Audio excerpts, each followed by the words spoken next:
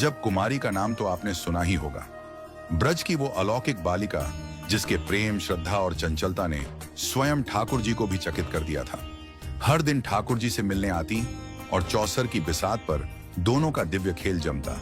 कुमारी खेलती थी इतनी निपुणता से कि कोई उसे हरा ही नहीं सकता था, सिवाय ठाकुर जी के। पर खेल भी कैसे खेलती? एक चाल अपनी चलती, फिर दूसरी ठाकुर जी की तरफ से भी, मनो जैसे स्वयं को हराने का आयोजन कर रही हो। ठाकुर जी मंद मंद मुस्कुराते और कहते, मैं जीत गया। कुमारी हंसती, मैंने जिताया है। रोज यही होता, वो हार जाती, ठाकुर जी जीत जाते। पर उस हार में भी उसका मन जीतता था, क्योंकि वह जानती थी मेरे ठाकुर जी खुश हुए। लेकिन एक दिन कुमारी ने कुछ और ही सोच रखा था। वो आई मंदिर में, बड़े आत्मविश्वास से चौसर बिछाई और बोली, आज नहीं जिताऊंगी, आज सच में जीतूंगी। ठाकुर जी मुस्कुराए, जैसे सब समझ गए हों। खेल शुरू हुआ। अजब कुमारी पासे ऐसे फेंकती जा रही थी कि ठाकुर जी एक एक चाल में फंसते जा रहे थे।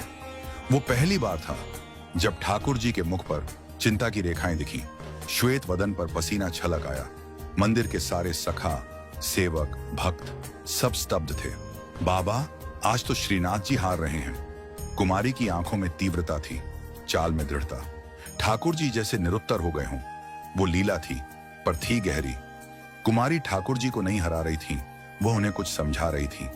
आखिर में जब ठाकुर जी बिल्कुल हारने को आए, कुमारी मुस्कुराकर बोली, ठाकुर जी हार गए ना, थक गए? ठाकुर जी चुप थे।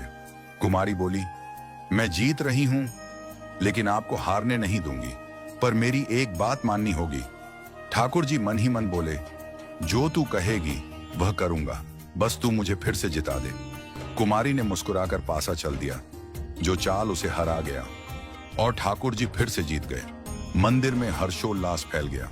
जय श्री नाथ जी की, हमारे लाल सर्वश्रेष्ठ हैं। किंतु उस दिन कुमारी की इच्छा कुछ और थी। उसने कहा, ठाकुर जी, अब आप ब्रज छोड़कर मेरे साथ चलिए, मेवाड़ को भी आपके चरणों की जरूरत है।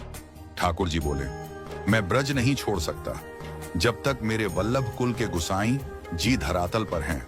उनकी आज्ञा और उपस्थिति में मैं यहीं रहूंगा। गुसाई जी ने भी भविष्यवाणी की थी, एक दिन श्री जी बाबा मेवाड़ पधारेंगे, पर जब तक मैं इस धरती पर हूं, वो ब्रज नहीं छोड़ेंगे। समय बीतता गया। गुसाई जी ने जब शरीर त्यागा, तब ठाकुर जी ने कुमारी की बात पूरी करने की योजना बनाई। मेवाड़ को पवित्र करना था। मीराबाई की भूमि थी, भक्तों की आहें वहां थीं।